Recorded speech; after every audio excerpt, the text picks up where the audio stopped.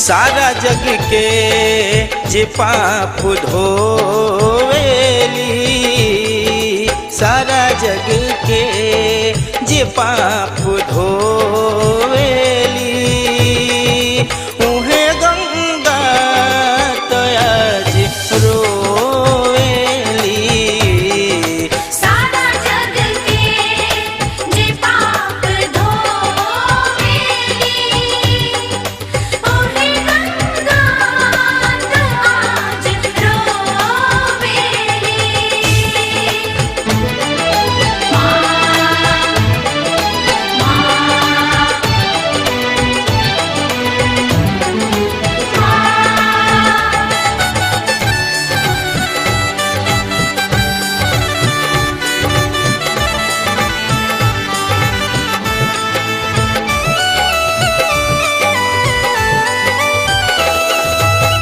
रहे निर्मल जेकर पानी हो, अब तबा झूठो के कहानी हो।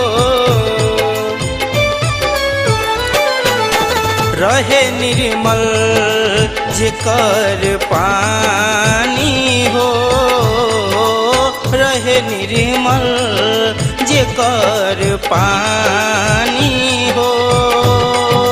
देखो पहचान खुद के खोवेली। सारा जग के जे पाप धोवेली, उहे गंगा तयाज रोवेली। जय गंगे मां, जय जय मां, जय जय मां, जय गंगे मां।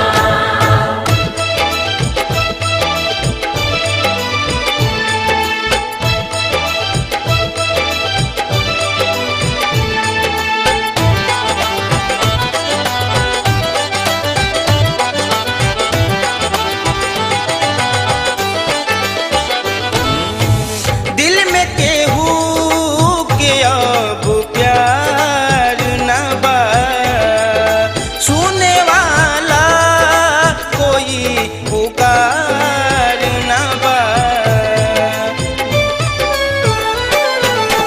दिल में केहू के अब प्यार न बा, दिल में केहू के अब प्यार न बा।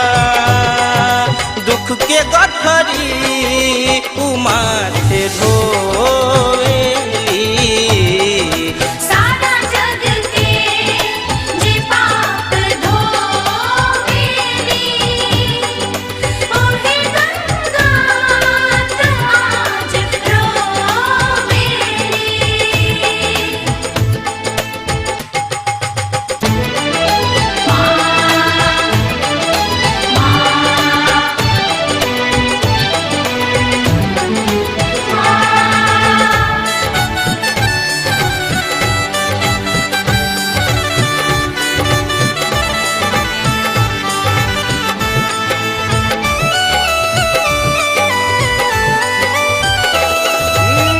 आव मिलके हाथ बटाई जा, गंगा के निर्मल फिर बनाई जा।